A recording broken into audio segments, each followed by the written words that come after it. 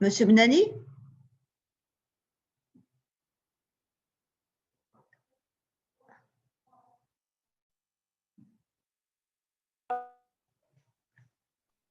Alors, bon.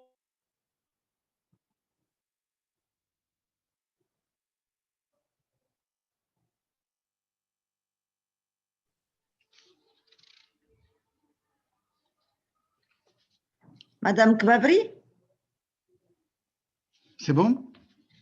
Je n'arrive pas à activer ma vidéo.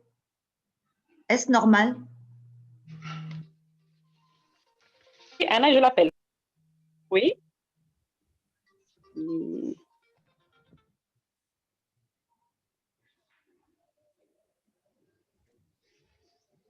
C'est bon, Madame Ammar? Non, je n'arrive pas. Toujours pas. Vous ne pouvez pas démarrer votre vidéo parce que c'est l'animateur qui l'a arrêté, me dit-il. Ah, d'accord, d'accord. Je crois que c'est un problème, c'est au niveau de la…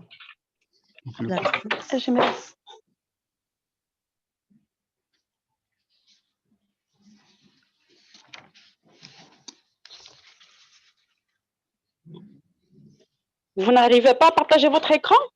Du tout. Encore moins à lancer ma vidéo. Donc, essayez maintenant. C'est marqué, vous ne pouvez pas démarrer parce que c'est l'animateur qui l'a arrêté. L'écran, je peux le partager, attendez, mais je ne me oui. vois pas.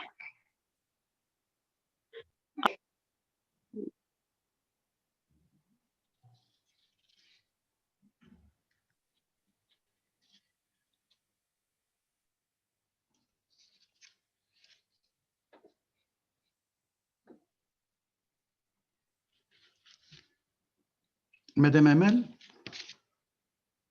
Oui, c'est à vous la parole, Dr Benani. Parfait, je peux prendre la parole? Oui, oui, bien sûr. Alors, très bien. Donc, chers collègues, nous voilà de nouveau réunis à travers ces petits écrans tout glacial. Heureusement que Madame Amri qui sourit, un beau sourire d'ailleurs, notre prof de médecine interne et de gériatrie est là pour nous réchauffer cette ambiance avec un nouveau thème. Et ça serait toujours, donc, comme on l'a promis, chez le sujet âgé.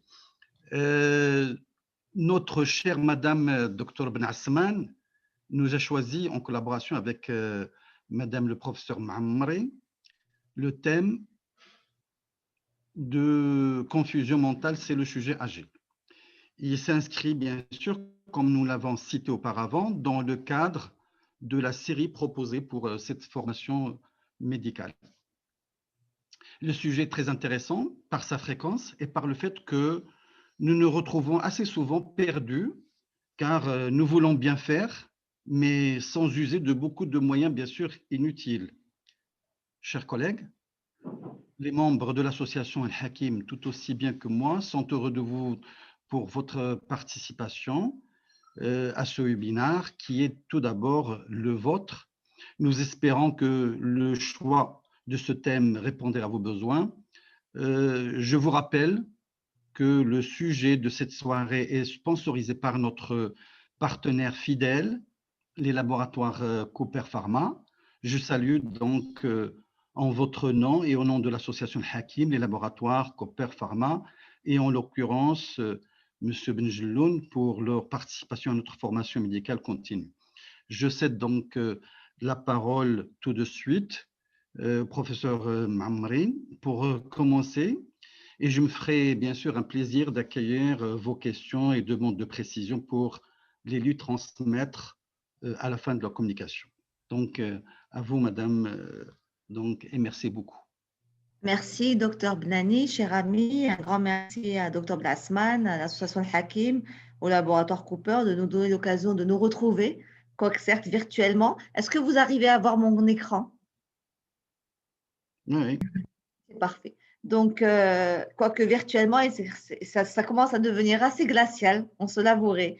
Mais bon, on fait avec. À situation exceptionnelle, mesures exceptionnelles, et puis on espère que, Inch'Allah, bientôt, la fin de cette pandémie et enfin le retour au contact chaleureux humain.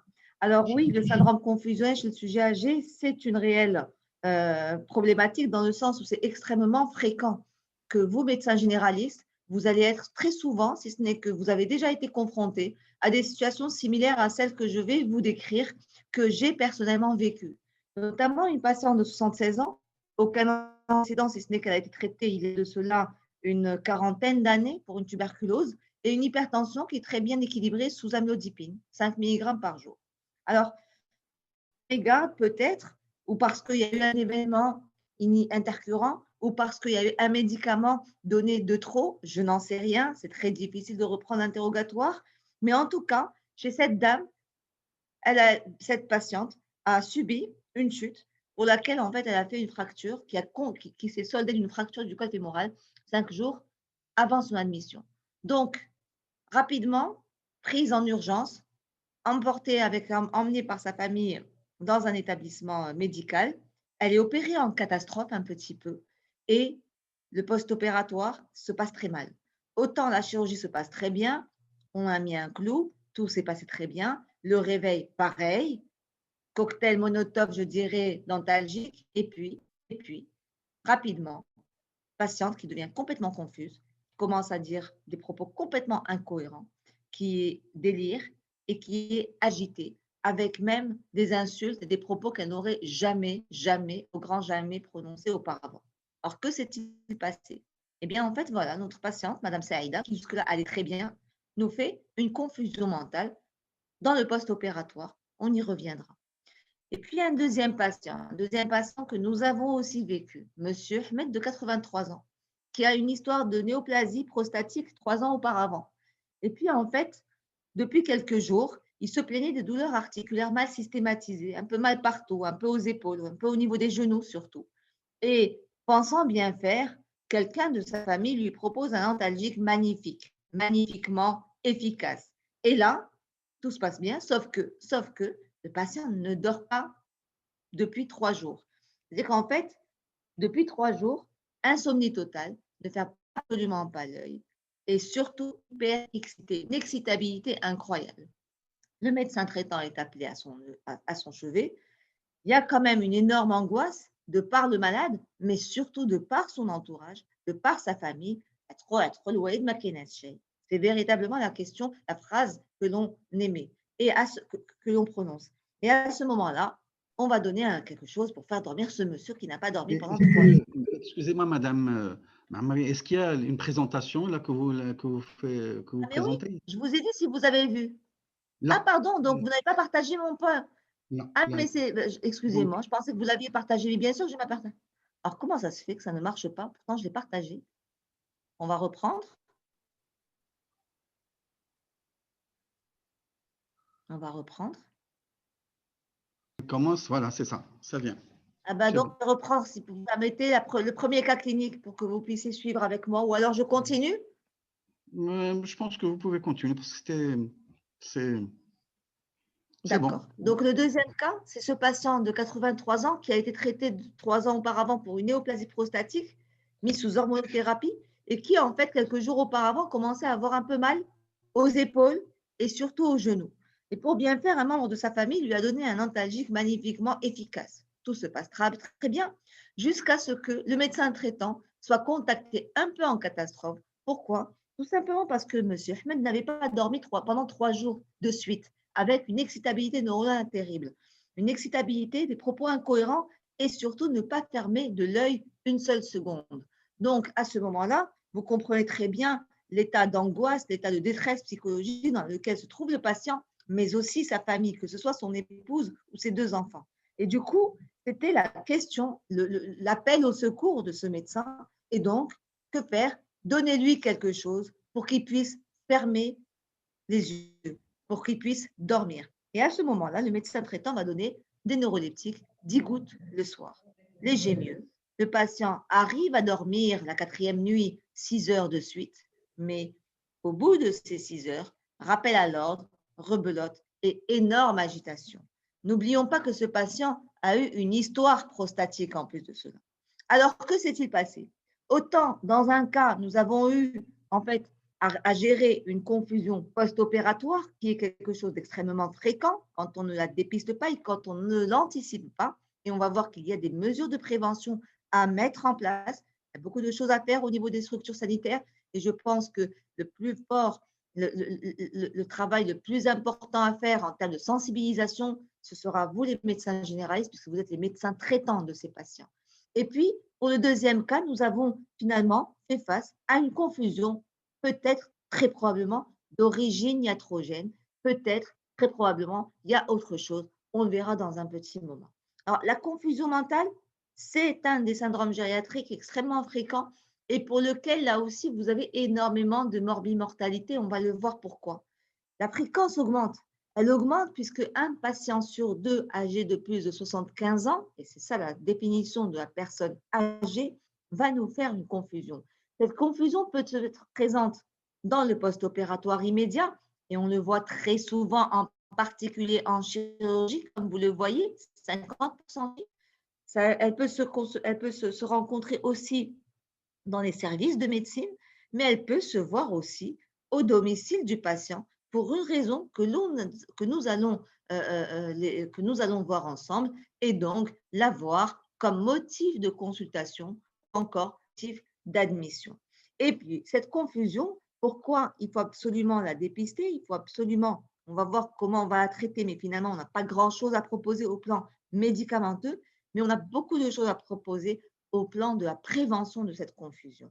Et enfin, pourquoi c'est très important de rapidement la dépister, de rapidement la traiter? Parce que l'idéal, c'est d'éviter que le patient ne devienne confus. Et on va voir qu'il y a de très belles études qui ont bien démontré qu'on peut prévenir la confusion. Et quand on prévient la confusion, eh bien, on écourte la durée d'hospitalisation, on écourte le risque de perte d'autonomie, on baisse le risque de perte d'autonomie et surtout, ça a un bénéfice au plan de la morbimortalité.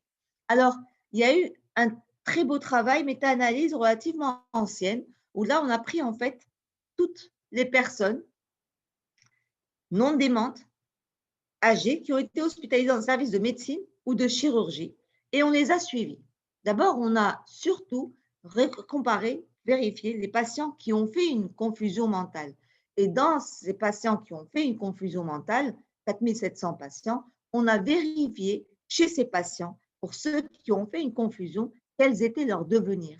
Est-ce que les patients qui ont été hospitalisés et qui ont fait une confusion mentale, est-ce qu'ils ont fait des problèmes, notamment de pathologie démentielle, d'institutionnalisation, parce que dans les pays d'Europe ou les pays américains, toute personne qui est en perte d'autonomie va être institutionnalisée. Et puis, cette étude-là a montré que les patients qui ont fait une confusion mentale, le risque d'être institutionnalisé, et je peux vous dire, il y a eu de très beaux travaux sur l'institutionnalisation des personnes âgées. Quand vous posez la question à ces personnes âgées, qui est dans les meilleurs centres, dans les meilleurs établissements pour personnes âgées, quand vous leur posez la question suivante, seriez-vous d'accord de rester ici ou plutôt de rentrer chez vous, dans votre domicile, dans votre milieu familial? 9 fois sur 10, si on a envie de rester chez soi. Et la confusion mentale, quand elle survient, elle vous casse l'autonomie de votre patient dans 50% des cas. Et elle augmente le risque de pathologie neurodégénérative avec un risque qui est même décuplé. Et enfin, elle augmente le risque de mortalité dans l'année qui suit à fois 2. Donc, c'est pour vous dire que la survenue d'une confusion mentale, c'est un tournant évolutif défavorable dans le devenir d'une personne âgée. Alors, la confusion mentale, son diagnostic est un diagnostic purement clinique. On n'a pas besoin de faire un scanner, encore moins si vous voulez, s'il vous plaît, un électroencéphalogramme. La confusion mentale, certes, c'est une décompensation cérébrale aiguë, globale, mais finalement, qu'est-ce que c'est au plan clinique dans la pratique? Dans la pratique, la confusion mentale, c'est toute modification récente des fonctions supérieures. Pourquoi on préfère cette définition plus globale? Parce que nous savons que nous avons beaucoup de personnes âgées en déclin cognitif et donc une personne qui est en déclin cognitif est très difficile de voir à quel moment la confusion est là, puisque déjà, quand le déclin est très avancé, on a souvent une désorientation temporospatiale. Et puis, l'autre mot d'ordre, c'est que chez un patient qui commence à être incohérent, qui est désorienté, qui va avoir inadapté, eh bien, dans un peu plus de 20% des cas, on va avoir une agitation. Donc, souvent, le patient va voir, comme le cas de M. Ahmed, comme le cas, pardon, comme le cas de Madame Saïda, une agitation qui va être extrêmement importante, avec même parfois un comportement violent, aussi bien envers la personne elle-même, qu'envers son entourage, avec de l'agressivité. Et dans un quart des cas, la personne âgée, quand elle sera confuse, sera plutôt léthargique. Et là, c'est un mot d'ordre aussi. Quand vous avez un patient qui a un déclin cognitif et qui aura des troubles du comportement dus à sa maladie d'Alzheimer, si bizarrement on va le trouver paradoxalement calme, c'est une confusion mentale jusqu'à preuve du contraire. C'est quelque chose qu'il faut absolument être très regardant par rapport à cela. Parce que souvent, il y a une cause, il y a une déshydratation, il y a une infection, il y a une anémie, il y a un médicament qui n'est pas approprié et qui fait que le patient, en étant confus, va encore plus perdre ses capacités cérébrales et on va le voir aggraver son déclin cognitif. Alors, il y a des critères du DSM-4, perturbation de la conscience et de l'attention, modification du fonctionnement et des perceptions, installation brutale. Le côté brutal ou rapide est très important à prendre en considération. La question que l'on doit poser à la tierce personne qui va nous ramener le patient confus est la suivante. Depuis quand votre papa ou votre maman ou votre sœur ou votre mari est comme ça? Parce qu'une confusion ne s'installe pas sur plusieurs mois. Ça, c'est un élément très important. Et puis souvent, on va voir, pas que souvent, c'est tout le temps, on va trouver un facteur déclenchant. Eh bien, la problématique de la confusion mentale, c'est que, regardez quand même les chiffres, c'est dans 2 tiers des cas, elle n'est pas diagnostiquée. Tout simplement parce que la confusion mentale, à la différence de la psychose hallucinatoire chronique, par exemple, les signes sont extrêmement fluctuants, dans le sens où le patient peut paraître être lucide et puis rapidement devenir incohérent.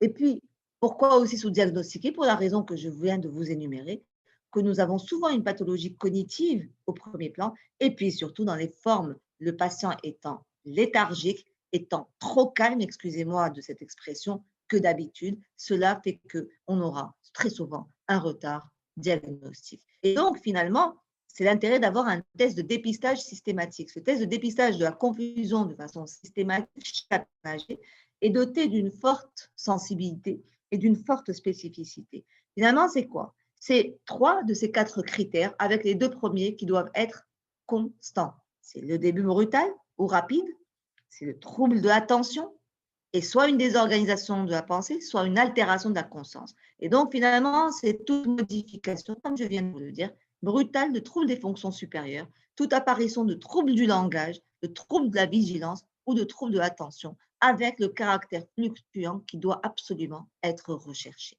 Et puis, pourquoi il doit être recherché? Parce que nous pouvons avoir une psychose chronique qui apparaît au-delà de 60 ans chez le sujet âgé, où là, le patient va avoir des délires de persécution, qui va avoir des hallucinations. Et dans la confusion mentale, nous pouvons avoir des propos délirants, des propos incohérents, l'agressivité peut aussi être secondaire à des hallucinations visuelles terribles. Et donc, cette psychose hallucinatoire chronique, c'est souvent un délire de persécution constant qui va ne pas du tout subir ces fluctuations que je viens de décrire. Et puis, le début d'installation est plus ou moins progressif. La deuxième situation qui va prêter à confusion, et ce, à juste titre avec la confusion mentale, c'est bien le syndrome démentiel. Le syndrome démentiel, on sait que ce sont des oublis à mesure, on peut avoir des éléments exécutifs et on sait surtout que c'est un début très progressif. Et là, il faut vraiment prendre le temps de bien poser les questions aux principaux aidants, à la famille. Parce que souvent, on a un déni du début des signes démentiels chez le sujet âgé. Les troubles cognitifs, notamment l'oubli à mesure, est souvent mis sur le compte de l'âge. Or, bien évidemment, c'est une erreur. Alors, on sait qu'il y a des facteurs précipitants et des facteurs prédisposants. Peut-être que je vais commencer par la partie droite de ma slide par rapport à ces facteurs prédisposants. On sait que plus on avance dans l'âge, plus on a un vieillissement cérébral et plus on est à haut risque de faire une confusion. Rappelons-nous, 20% à 60 ans, 50% à 75 ans. À partir de 85 ans, la fréquence est plus importante. Quand nous avons une maladie dégénérative, que ce soit une maladie d'Alzheimer, que ce soit une démence de type vasculaire, une démence de type mixte, une démence frontotemporale, une démence à corps de Lévy aussi, eh bien, le patient a un cerveau qui est déjà malade. On se rappelle un facteur 2, le fameux 1 plus 2 plus 3. Et donc, dès que vous allez avoir un événement intercurrent, on peut avoir une confusion qui va s'installer. Toute situation de polypathologie, une personne qui fait de l'insuffisance cardiaque, une personne qui fait de l'hypoxémie chronique, une personne qui a une pathologie néoplasique, quand vous avez de la polypathologie, eh bien, vous avez des facteurs de malchance de faire une confusion. Eu égard à l'hypoxie cérébrale ou eu égard aux médicaments que nous allons instaurer chez ces patients. Ou alors à la déshydratation qui serait secondaire aux diurétiques, par exemple, chez ces patients. Quelque chose d'extrêmement important, les troubles sensoriels, le déficit visuel et les déficits auditifs. On ne se rend pas compte comment les personnes âgées, malheureusement, je vous le dis parce que c'est du vécu, je viens tout à l'heure dans ma consultation d'oncogériatrie, j'avais eu à évaluer un patient qui a fait un lymphome non-Hodgkinien d'orthonomie, avec donc une épidurite qui était responsable d'une compression médulaire. C'est un patient de 94 ans qui jusque-là était parfaitement autonome. Il a fait une chute il y a 1 an, qui a été compliquée d'un hématome sous-dural, qui a été bénéficié d'un trou de trépan, qui a récupéré son autonomie. C'est un fleur qui était parfaitement autonome. Et sur ce lymphome hodgkinien, paraparésie, paraplégie, laminectomie, et bien évidemment, on est dans l'évaluation oncogériatrique. La seule et unique comment dirais-je, le seul et unique critère de fragilité que j'ai retrouvé chez ce monsieur, je ne parlerai pas de la nutrition qui est liée bien évidemment à la maladie, je ne parlerai pas de la perte d'autonomie qui est liée à la compression médulaire, donc c'est la maladie, ce n'est pas le patient lui-même, mais j'ai été impressionnée par le caractère fataliste des gens qui me disaient ce monsieur était complètement sourd. Pour lui parler, il m'a fallu des efforts pour dire finalement c'est normal qu'à cet âge, on devienne sourd. S'il vous plaît, soyons regardants par rapport au déficit sensoriel. Soyons regardants par rapport à la cataracte qui doit se faire traiter. Soyons regardants par rapport à la presbyacousie ou par rapport à l'hypoacousie qui doit absolument être prise en charge par nos collègues ORL et être appareillée. Vous n'imaginez pas le bénéfice que vous donnez à ces gens-là. Et surtout, quand vous avez ces déficits sensoriels, quand vous allez vous retrouver dans une situation donnée, comme Madame Saïda dans le post-opératoire, si elle n'a pas son acuité auditive optimale et qu'elle ne comprenne pas ce qu'on lui fait, parce qu'on n'a pas pris le temps de bien expliquer ce qu'on va faire, eh bien rapidement, il y a un stress psychologique à côté de tous les événements intercurrents qui vont entraîner une confusion. L'immobilisation prolongée. Là aussi, c'est aussi notre travail à nous en tant que soignants qui prenons en charge les personnes âgées. Nous avons une fâcheuse et malencontreuse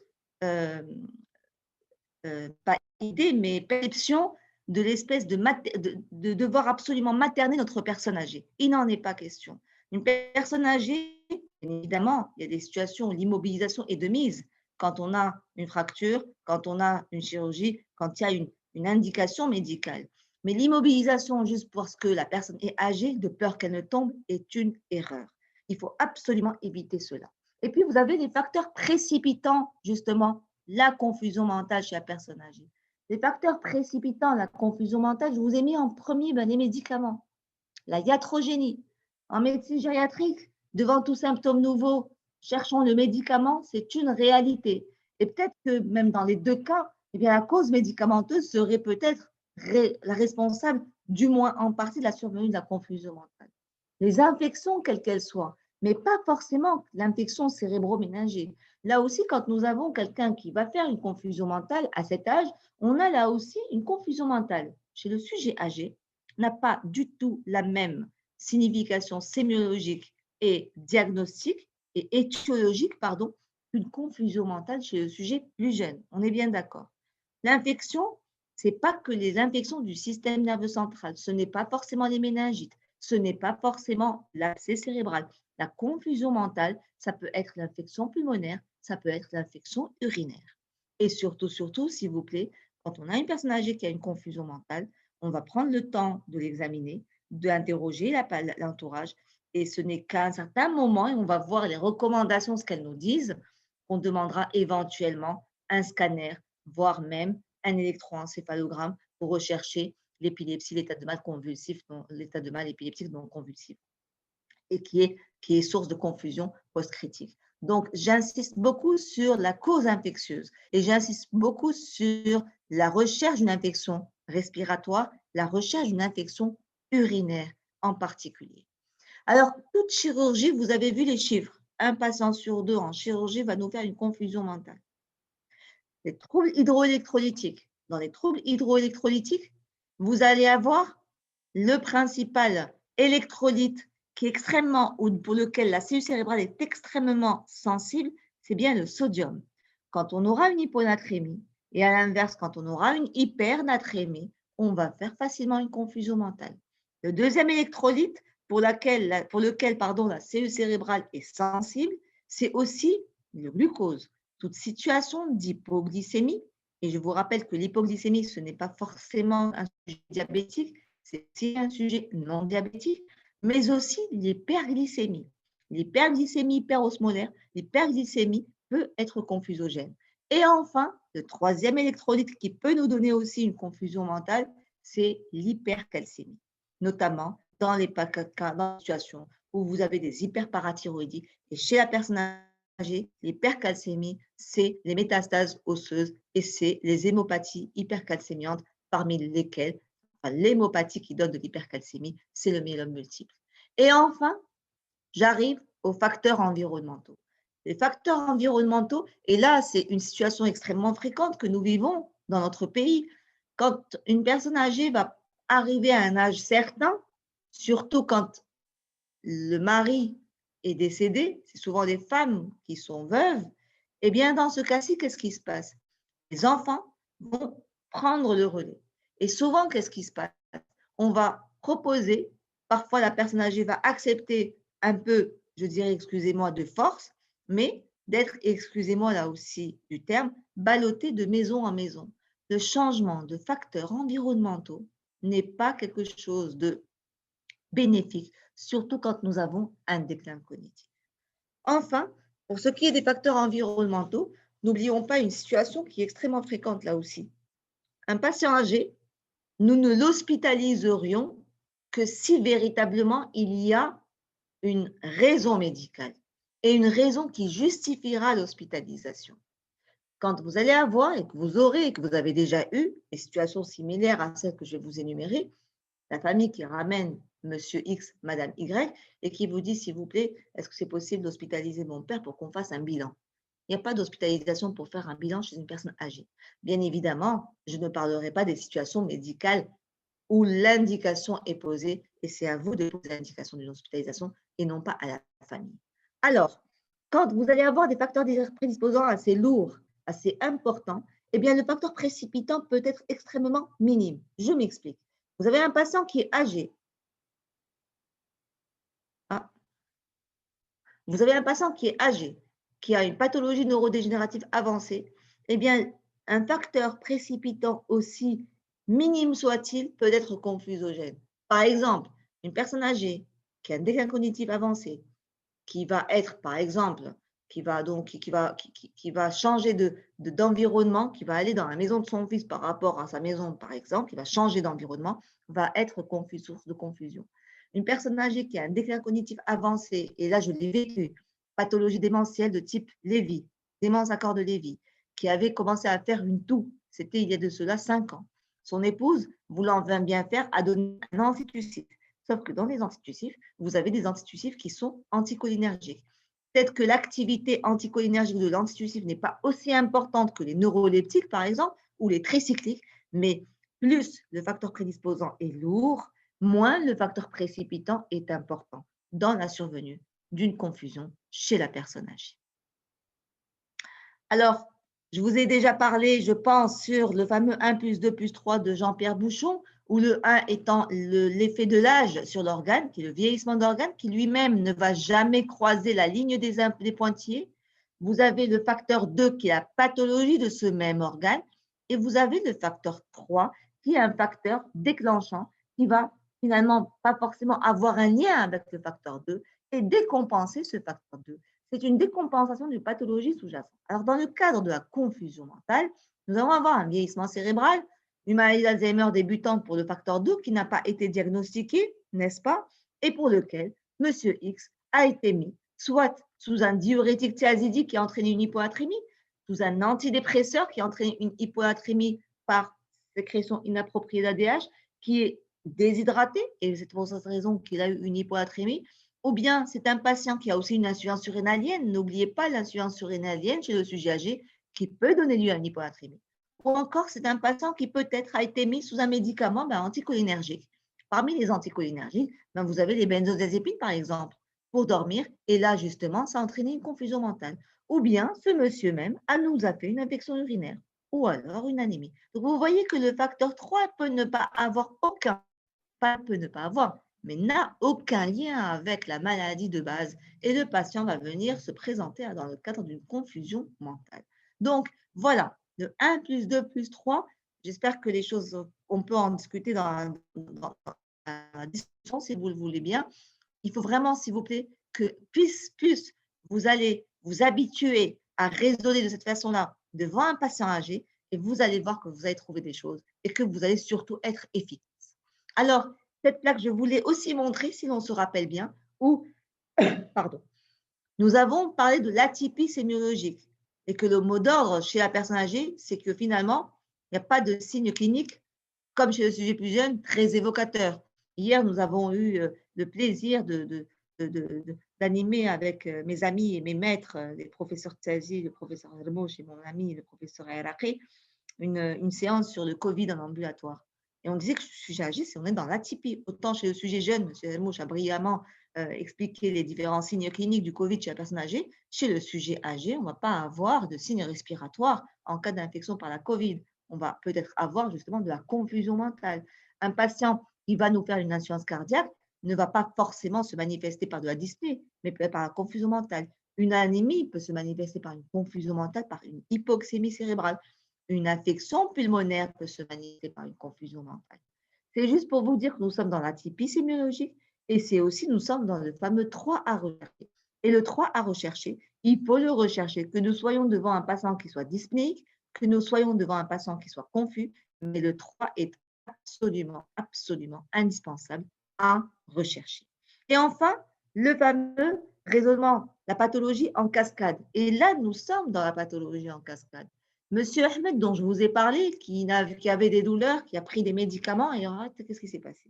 Ce monsieur avait pris des anti-inflammatoires.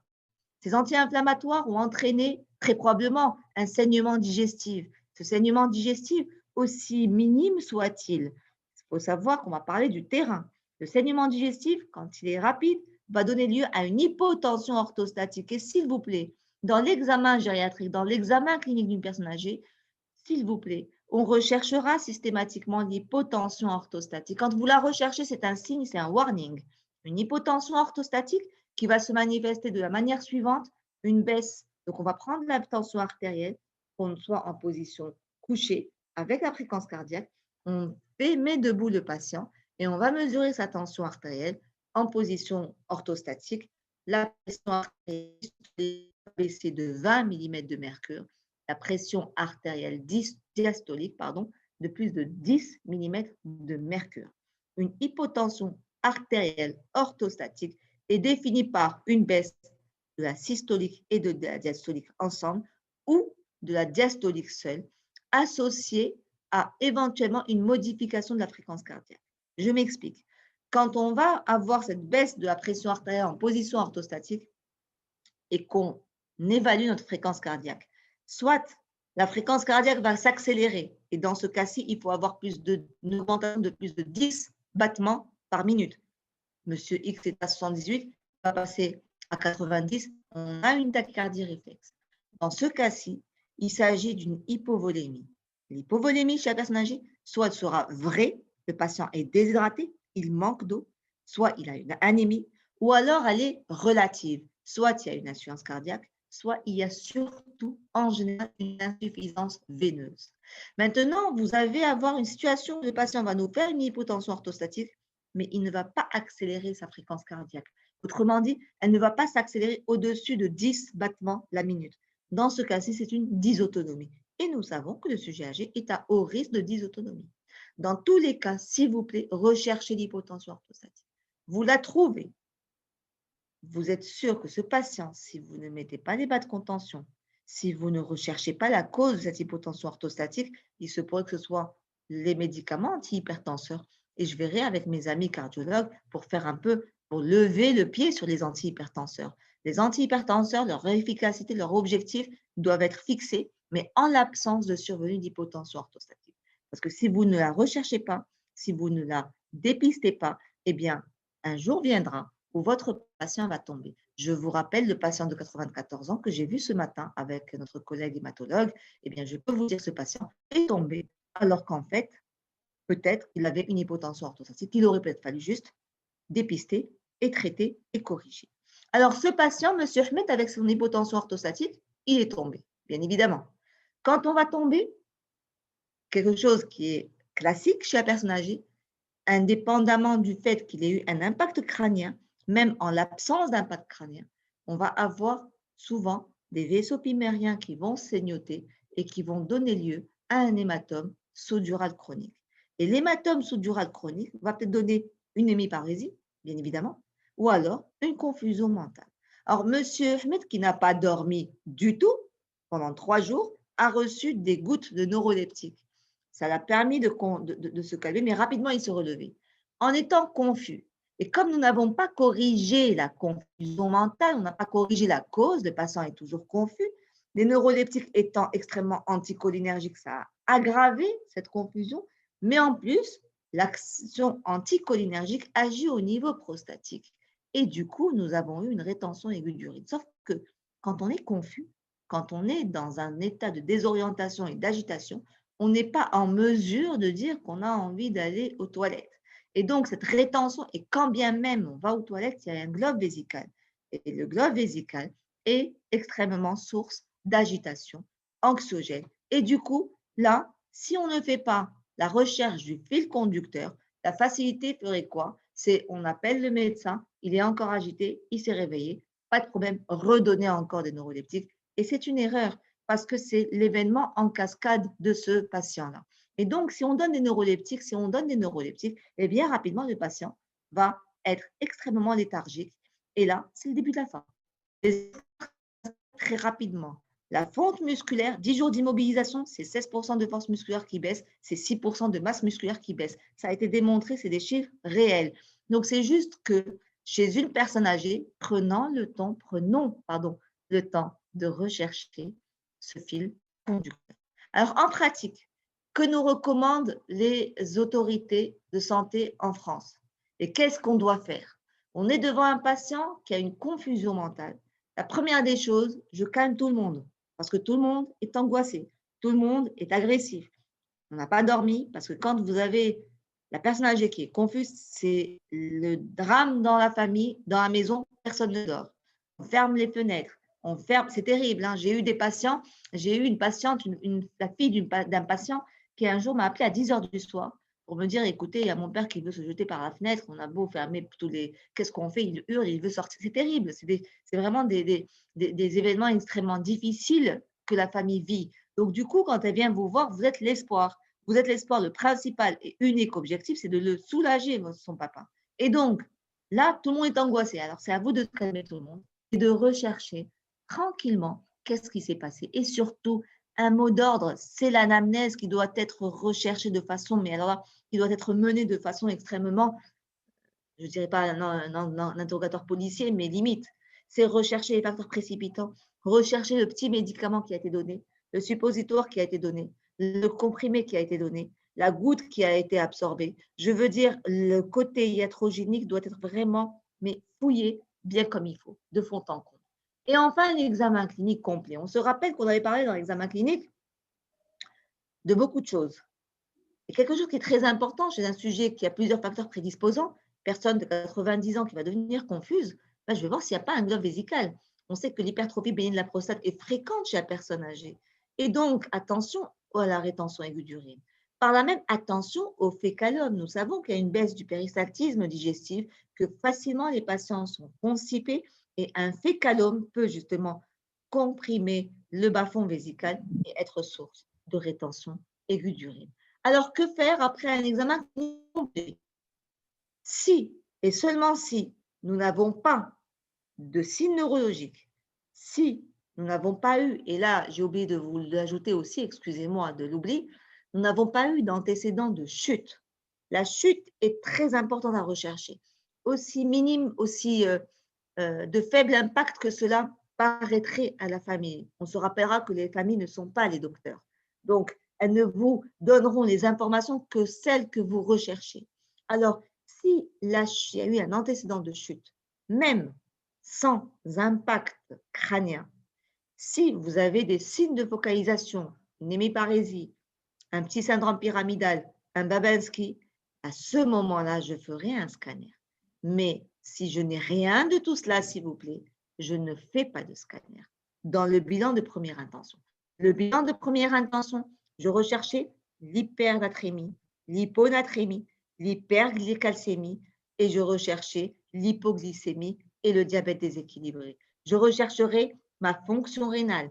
Je rechercherai bien évidemment s'il n'y a pas une infection. Je demanderai une protéine C réactive. Je demanderai un hémogramme à la recherche d'une anémie. Bien évidemment, si j'ai une thrombopénie associée, et je peux vous rappeler le cas d'une personne que j'ai pris en charge il n'y a pas très longtemps, 87 ans, opérée pour un néo du col, une fracture du col là aussi, hémogramme anémie A7, rapidement diagnostiqué avec une hyperleucocytose. Quand vous avez une hyperleucocytose au-delà de 20 000, même à 20 000, faites demander un frottis s'il vous plaît. Cette dame avait une leucémie aiguë, myéloblastique, et rapidement, elle a dégringolé ses plaquettes et rapidement, elle nous a fait une confusion mentale en rapport avec un saignement cérébro-méningé. Donc, si j'ai une thrombopénie, ce n'est qu'à ce moment-là que je ferai effectivement le scanner cérébral si je n'ai pas eu de signe de focalisation ou d'antécédent de chute en première intention, je dis bien. Bien évidemment, la saturation. Nous avons parlé hier de l'infection par la COVID-19, mais l'embolie pulmonaire peut nous donner une confusion.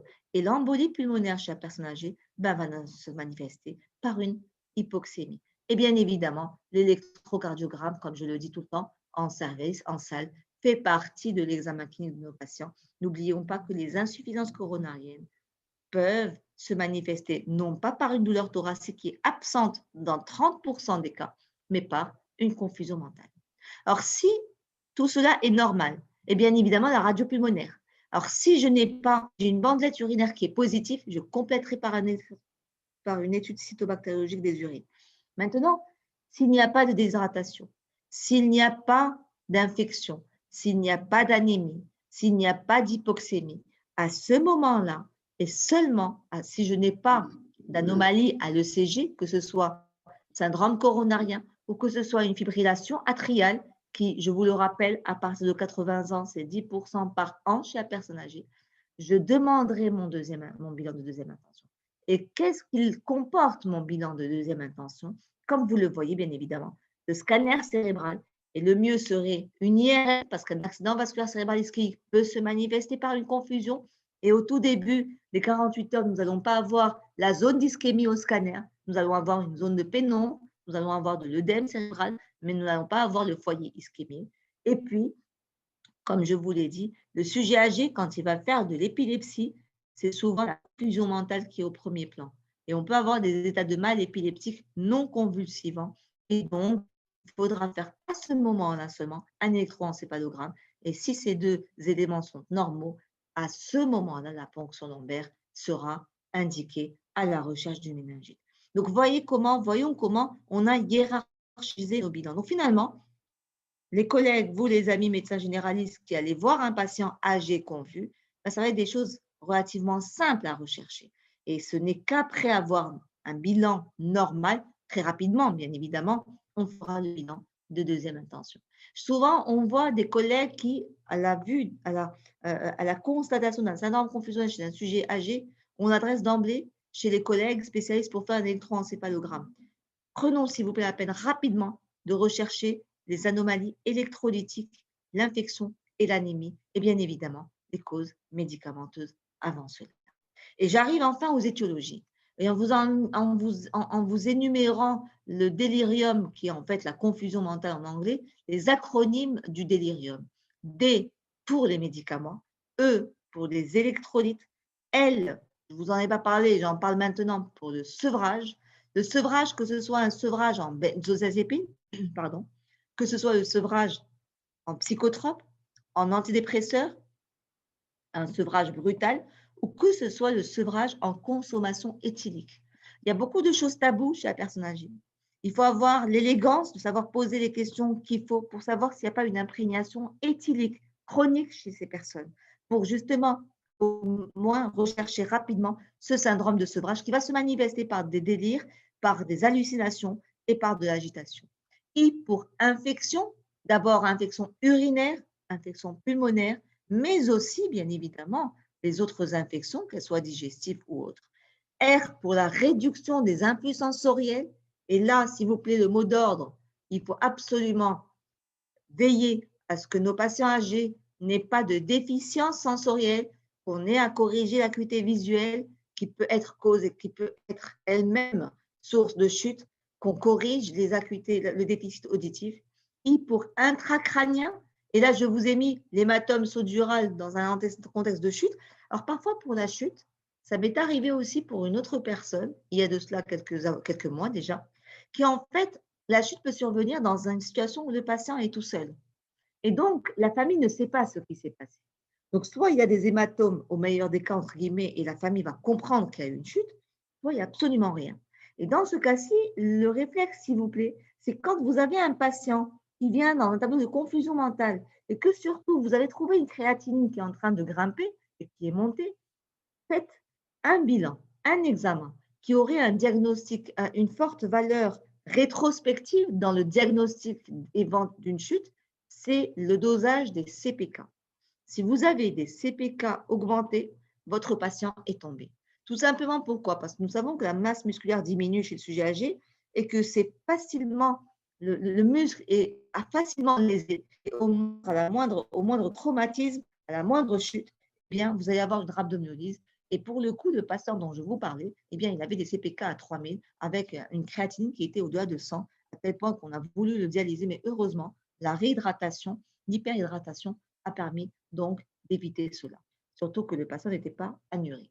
Et enfin, pour donc toujours l'intracrânien, l'accident vasculaire qui soit ischémique ou hémorragique, et bien évidemment l'épilepsie. Je vous rappelle que l'épilepsie chez le sujet âgé a aussi des caractéristiques extrêmement atypiques.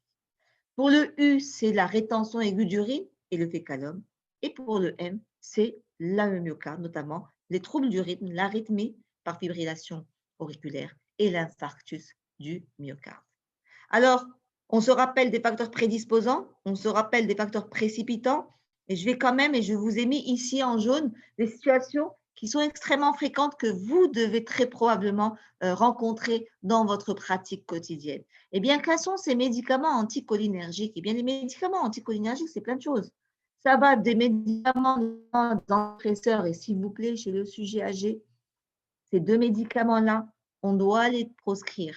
Les tricycliques sont extrêmement anticholinergiques. C'est vrai qu'on va donner un peu de goutte de ce produit-là, en général le soir, parce que c'est sédatif et parce que ça permet à la personne d'être un peu plus relâchée. Mais rappelez-vous que c'est un puissant anticholinergique qui va donner de l'hypotension orthostatique. Donc, anticholinergique, confusogène, et l'hypotension orthostatique, risque de chute. Donc, on n'est vraiment pas bon.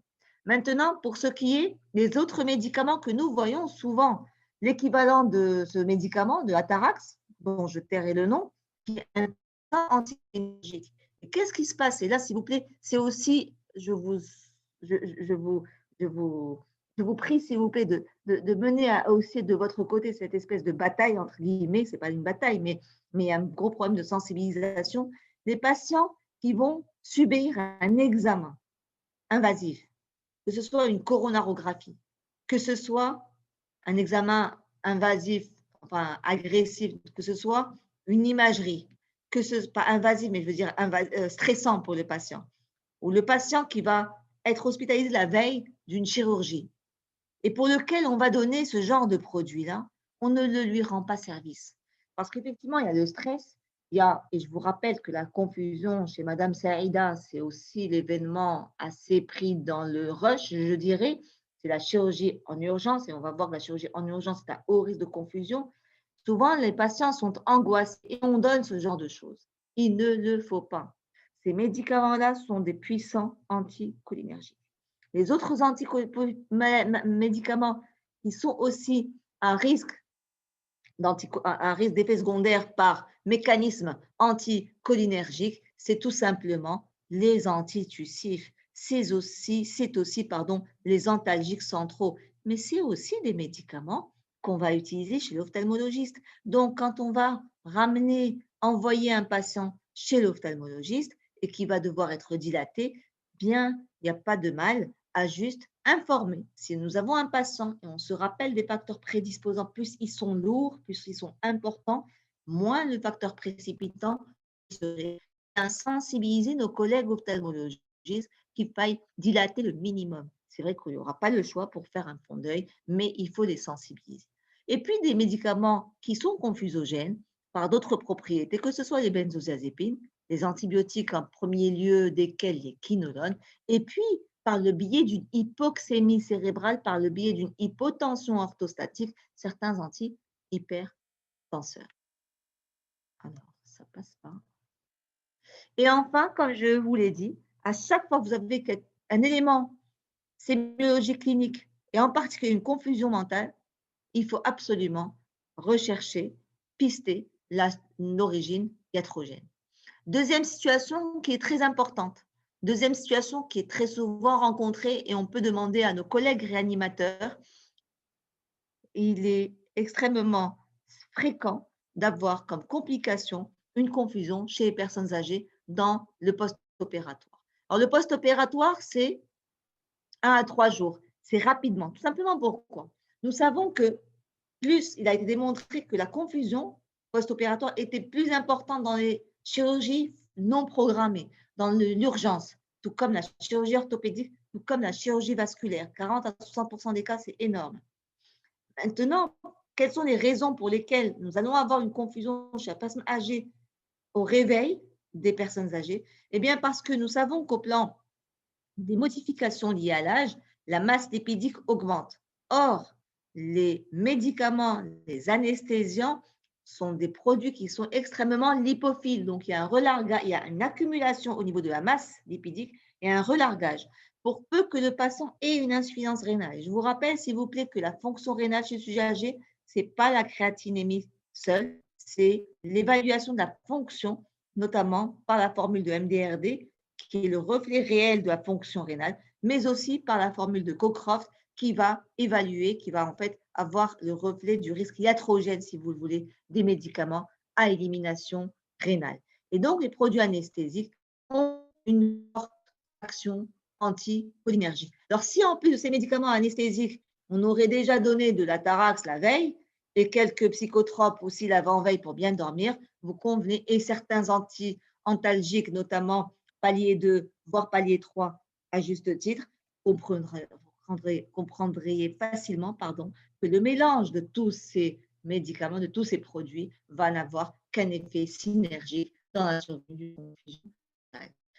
Et dans ce cas-ci, justement, il y a eu un très beau score qui a été en fait proposé par les Américains, qui va rechercher en fait les facteurs prédisposants dont nous avons parlé, si vous vous rappelez, 80 ans. Alors, vous avez des facteurs qui sont à poids lourd, à des points élevés, un âge au-delà de 80 ans, un antécédent de démence, mais aussi un antécédent de confusion. Un patient qui nous fait une confusion à un moment donné, vous êtes sûr qu'il va en refaire une autre au décours d'un événement intercurrent, que ce soit une chirurgie, que ce soit un médicament inapproprié, que ce soit une infection, que ce soit une déshydratation, que ce soit une chute avec l'hématome sous-dural. Vous avez d'autres facteurs prédisposants, mais dont le poids est moins lourd, si je puis dire. Et dans ce cas-ci, les sujets plus jeunes, les sujets qui ont un accident vasculaire cérébral ischémique, les sujets qui ont un MCI, le Mild Cognitive Impairment, qui est une forme qui peut évoluer vers une pathologie démentielle, les sujets qui ont une dépendance fonctionnelle, les sujets qui ont une anémie sévère, et là aussi, s'il vous plaît, un sujet âgé, 7 grammes d'hémoglobine qui doit se faire opérer, il doit d'abord se faire transfuser ou avoir dû faire un geste si c'est une carence martiale. Et bien évidemment, les patients qui sont sous psychotropes, consommation d'alcool et comorbides. Et puis les facteurs précipitants, donc les facteurs qui sont liés à la chirurgie elle-même. Nous sommes dans un contexte de chirurgie. Quand on va évaluer, quand on va évaluer dans le préopératoire ces éléments-là, et quand on va réévaluer aussi le type de chirurgie, si c'est une chirurgie lourde, si c'est une chirurgie en urgence, si c'est une chirurgie qui va se compliquer, par exemple, si on a une rupture splénique chez un patient qui a été victime d'un AVP, qui vous fait une hémorragie majeure cataclysmique, ce sont des facteurs qui vont être au risque de nous faire une confusion mentale. Et puis, les facteurs qui ont moins d'impact sur le risque de confusion, ce sont les chirurgies modérées, ce sont les anesthésies loco-régionales et ce sont les troubles ioniques. Et enfin, dans le post-opératoire, et là, c'est très important, un patient qui va passer en unité de soins intensifs, il faut véritablement bien poser l'indication de ce passage en réanimation, de la durée du passage en réanimation chirurgicale. Tout simplement pourquoi? Parce que plus la durée est importante, plus le risque de confusion est important, ne serait-ce que par le facteur environnemental dans lequel va se trouver cette personne. Maintenant, quand vous allez évaluer ces scores, eh bien, plus le risque, le nombre est important et plus le risque est important puisqu'il est de plus de 50% quand vous avez un score au-delà de 9. Et enfin, la troisième situation, vous avez un patient qui a une pathologie démentielle. Est-ce qu'il va nous faire une confusion? Mais là où le bas blesse et là où il faut être très sensibilisé par cela, est-ce qu'un patient qui nous fait une confusion mentale, est-ce qu'il est plus à risque de nous faire une démence? On se rappelle de la méta-analyse que je vous ai montrée au tout début de la présentation. Pourquoi? Parce que ça a été bien démontré au plan des neurotransmetteurs. Il y a énormément de similitudes qui fait que le patient qui a une pathologie neurodégénérative, dans 40% des cas, il va nous faire une confusion pour une raison X.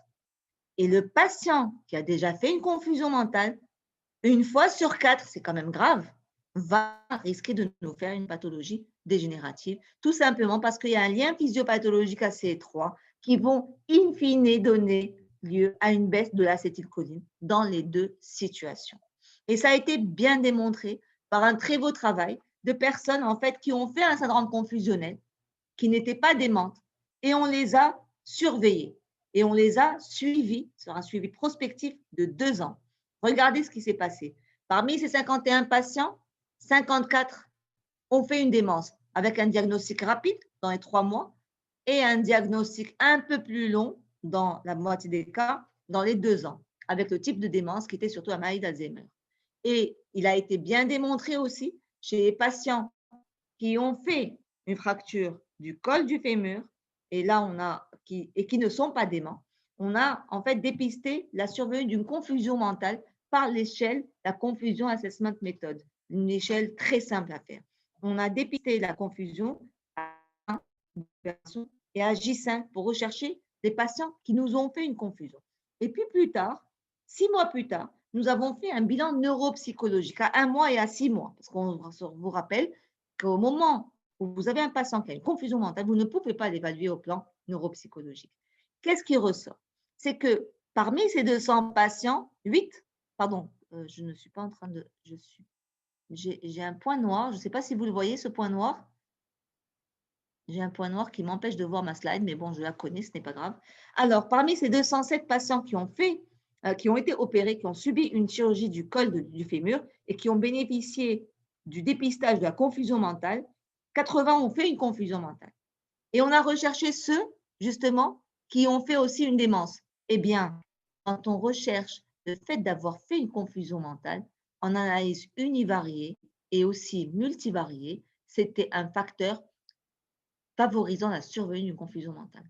Donc ça, c'est un élément très important. La confusion mentale, je vous l'ai dit, c'est un tournant évolutif dans l'autonomie, dans la qualité de vie et dans la survenue de pathologies démentielles. Et enfin, j'arrive au traitement. Donc, nous avons vu que la confusion mentale, si on se rappelle de l'acronyme dans le délirium, on va rechercher la cause. Puis après, on va voir les mesures non pharmacologiques. Et tout de suite, je vais vous dire que pour les mesures pharmacologiques, il n'y a pas grand-chose. Alors, pour les traitements de la cause, je ne vais pas m'éterniser. Le traitement de l'infection, la déshydratation, si vous avez une hypernatrémie, qu'on sache comment corriger le déficit hydrique, très important. Et s'il vous plaît, dans la déshydratation, un petit message rapide, c'est ne mettons pas systématiquement du salé chez la personne âgée. Quand on a une déshydratation, c'est souvent une déshydratation de type intracellulaire. Et c'est souvent des patients que vous risquez d'aggraver avec le sérum salé. Alors, concernant les mesures non pharmacologiques, il y a eu un très beau travail relativement ancien, mais qui a le mérite d'avoir montré que par des choses, entre guillemets, basiques, on permettait de prévenir la confusion mentale chez les sujets hospitalisés. Donc finalement, on a pris plus de 800 patients de plus de 75 ans hospitalisés en milieu médical ou en milieu chirurgical. Et on a repéré les facteurs de risque de confusion.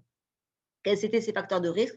On a cherché s'ils étaient appareillés ou pas en cas d'hypoacousie. On a recherché s'il existait des signes de déshydratation et des risques de déshydratation. Une personne âgée, on sait qu'elle ne s'hydrate pas comme il faut. On sait qu'elle n'a pas cette sensation de soif. Donc, si on n'est pas regardant par rapport à ça, vous êtes sûr qu'elle va se déshydrater. Et on a recherché des altérations de la fonction cognitive et visuelle. Et puis, on a surtout aussi, et ça, c'est un énorme effort que nous devons mener chacun de notre côté dans nos lieux de travail, c'est qu'on a évité les facteurs déclenchants du processus de soins. Un exemple, la contention ne doit pas être la règle chez la personne âgée.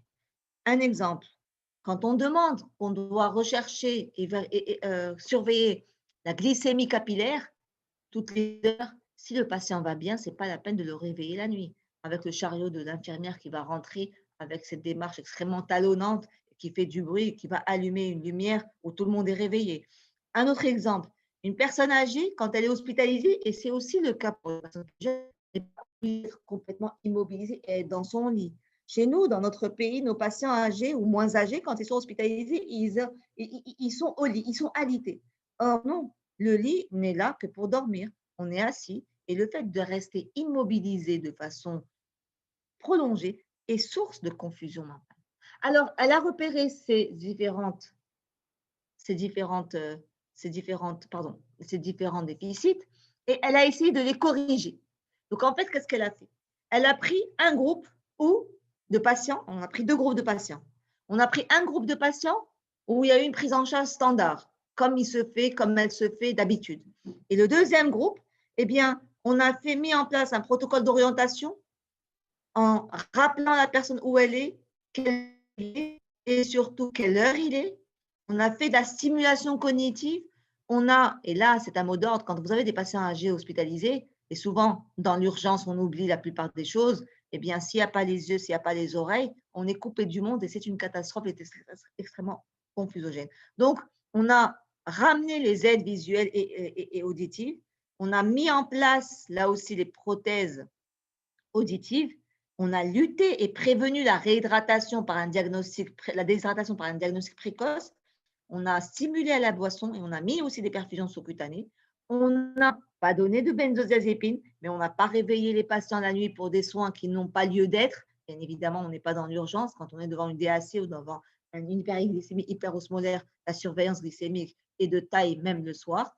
Et enfin, on a mobilisé les personnes âgées. On les a fait asseoir, on les a fait marcher et on a évité ou du moins diminué la pose de sondes urinaires à demeure et des contentions. Alors, qu'est-ce qui est ressorti? C'est quelque chose de magnifique. Le bras pour lequel il y a eu ces mesures qui, je vous le rappelle, ne sont pas pharmacologiques, ne sont pas coûteuses, eh bien, cela a permis de diminuer, regardez bien, et vous avez un intervalle de confiance qui ne croise pas le 1, de 40% le risque de survenue d'une confusion mentale. C'est magnifique. Je vous rappelle qu'un patient qui vous fait une confusion mentale, dans 25% des cas, vous fait un déclin cognitif. Et quand vous mettez ça en place, vous êtes vraiment dans l'anticipation des complications. Parce que là, la confusion, c'est véritablement un gros effet iatrogène. Et ça a été démontré dans plein de choses. Ça réduit le syndrome confusionnel, ça réduit la durée d'hospitalisation, ça réduit la mortalité, toutes les études l'ont bien montré. Ça réduit bien évidemment les coûts induits à la confusion mentale. Et puis, un travail que j'ai adoré personnellement, qui a été fait en réanimation. On a pris des personnes âgées de plus de 60 ans qui était hospitalisé en réanimation et qui était en fait sous ventilation non invasive, qui n'était pas intubé. Et vous allez voir que la principale raison de ce passage en réanimation était le choc septique, donc des malades qui étaient gravement malades, si je puis dire. Et là aussi, on a mis deux bras. On a mis un bras intervention standard, c'est-à-dire qu'en fait, une visite en fin de journée de quelques minutes où le parent va voir le médecin et non pas le patient. Et on a mis un autre bras où là, le patient recevait sa famille et qui restait 40 minutes le matin, 40 minutes le soir, ce qui ressort. Là, c'est le groupe, rapidement pour vous dire, c'est quand même une moyenne d'âge de 70 ans. C'est des groupes assez homogènes et c'est la principale cause d'admission, c'était le sepsis, sans parler de l'hémorragie, sans parler de la dysfonction cardiaque et sans parler des décompensations de BPCO. Et c'est des patients avec de grosses comorbidités, donc vraiment des malades très malades, des malades gériatriques. Eh bien, le fait de voir sa famille chez ces patients-là permettait, et là c'est le groupe intervention, les plots en gris, en gris par rapport aux plots en noir, eh bien ça permettait de façon indéniable la reprise de l'autonomie, la reprise du contrôle sphinctérien, la reprise de la motilité. Donc vraiment, nous sommes dans quelque chose d'extrêmement profitable et bénéfique. N'oublions pas, nous sommes devant des personnes âgées où le lien familial est primordial. Et enfin, est-ce qu'on a bien démontré que le fait de repérer ces patients-là, le fait de mettre en place ces mesures non pharmacologiques, eh bien, ça permettait, à tel point que c'est maintenant dans les sociétés savantes, recommandé de dépister et de mettre en place ces mesures-là, puisque ça permettait de baisser de façon indéniable la durée d'hospitalisation et la mortalité, et bien évidemment de prévenir la confusion. Alors, comme mesure pharmacologique, pas de gros scoop. On oublie les anticholinésterasiques parce qu'on a vu que la confusion mentale, ça pouvait être dû à une baisse de l'acétylcholine, à un excès dopaminergique ou à une baisse de la mélatonine. Les anticholinésterasiques, ça n'a pas du tout montré d'effet probant. On les oublie. L'excès dopaminergique, donc les neuroleptiques, vous en avez des neuroleptiques, on va oublier les premières générations, les fameuses gouttes.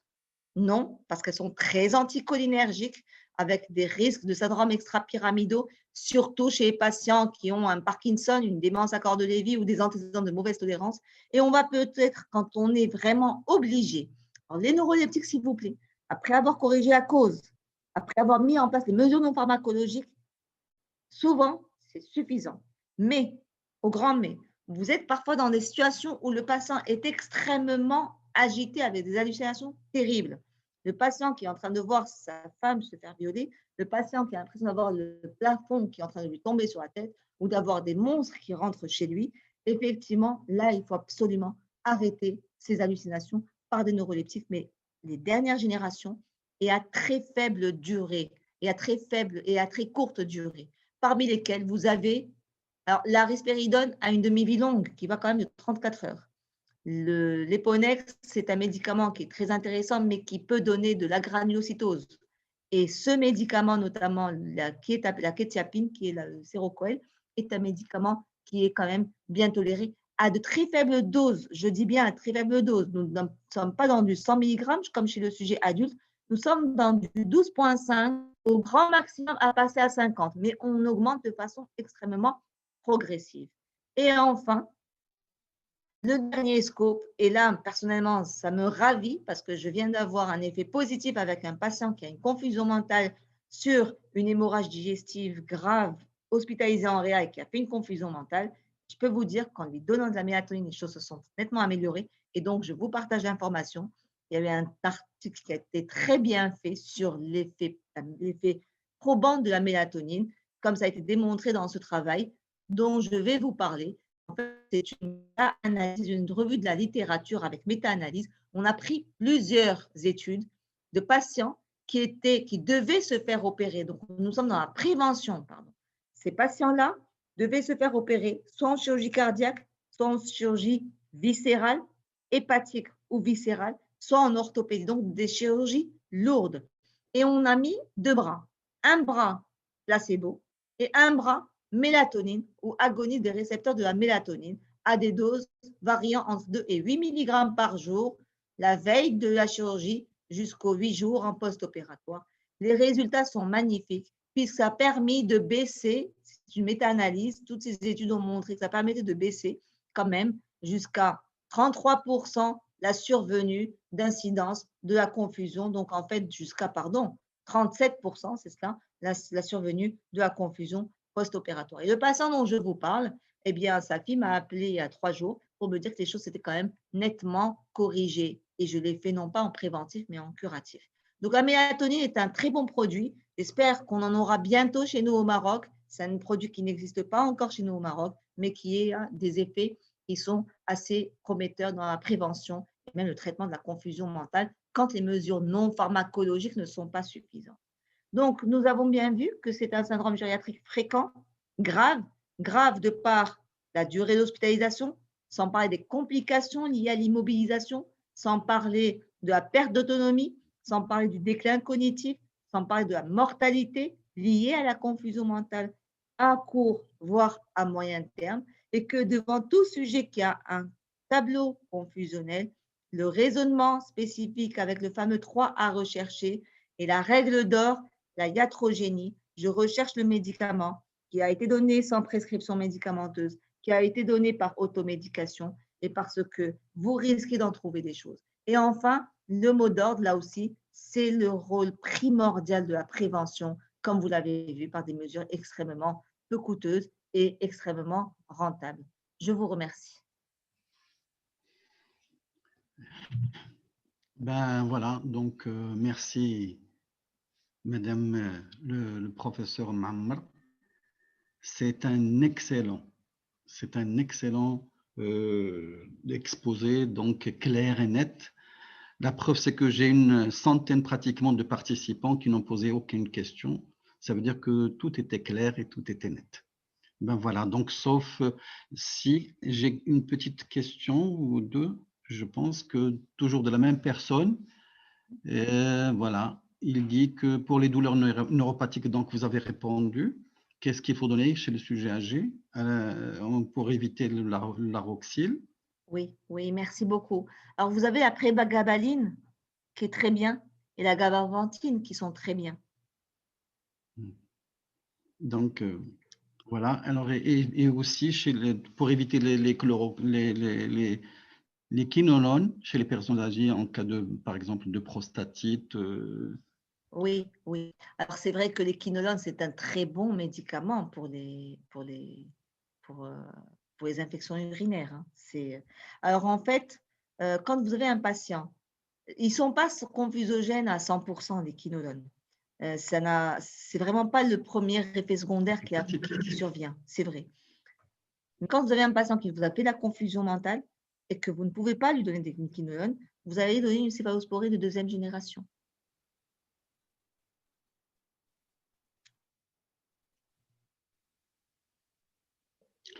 Donc, à part cela, je pense que surtout, donc, enfin, je pourrais dire que je pourrais rajouter un petit truc, c'est donc il faut être prudent avec le sujet âgé, il faut être prudent pour et puis en même temps, il faut être prudent et il faut faire attention et donc chercher les moindres petits problèmes. Et il faut éviter donc de ne pas être. Oui.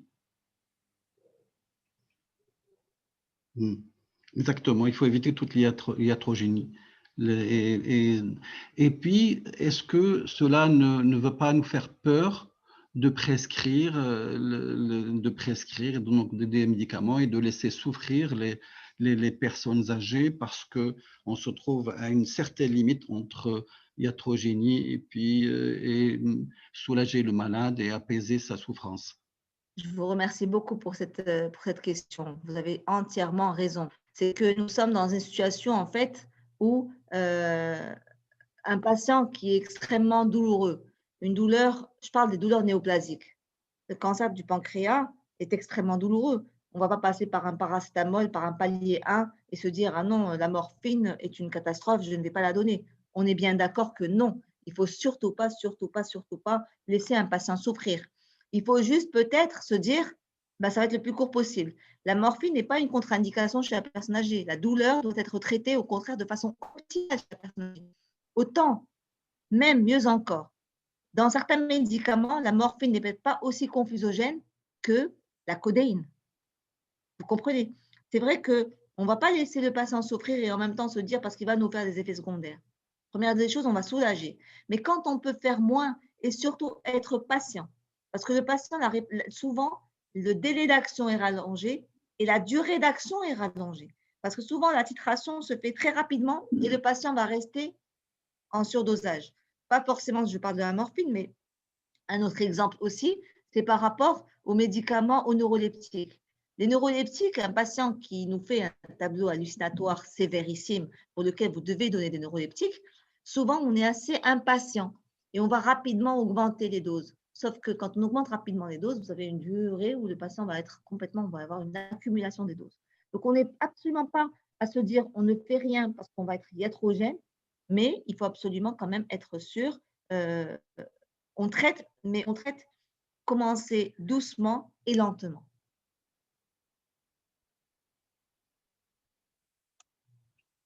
D'accord, merci. Merci beaucoup, Madame le professeur Mamar. Il y a, bien sûr, certains collègues qui me demandent, bien sûr, l'enregistrement de cet exposé. Je pense qu'on va demander à Madame Blasman Et puis, je vais de vous le envoyer renvoyer. Donc, Oui, bien sûr, bien sûr, bien sûr. Je vais vous envoyer les slides avec D'accord, plaisir, avec grand plaisir. d'accord. Je demande aussi l'enregistrement parce que les slides tout cru, je pense que c'est mieux encore si on entend tout l'exposé. Et ça Exposé. va être, je pense qu'on va me demander à Madame Blasman de le faire. Très bien. Merci beaucoup, Madame. Merci à vous. Madame. Un grand plaisir. Et donc, et à la je laisse le Cooper, si Cooper, bien sûr, désire prendre la parole. Ou sinon, donc, on se voit la prochaine fois, Inch'Allah, avec la suite de notre Inch'Allah. formation médicale. Avec grand plaisir. Merci. Je vous remercie. Merci, professeur Mamar, pour Avec cet plaisir. excellent exposé. Merci, Dr. Chakib, pour votre excellente modération. Donc, on se donne rendez-vous la prochaine fois, Inch'Allah. Merci beaucoup et à Inch'Allah. bientôt. À très bientôt. Au revoir. À très Au bientôt. revoir. Au revoir. Merci. À bientôt. Je vous enverrai le lien, l'enregistrement, Inch'Allah. Inch'Allah, je Merci. vous enverrai aussi les slides. Monsieur Benandi, Oui. un grand plaisir. Vous êtes très gentil. Merci. Merci, au revoir. Au revoir. Au revoir.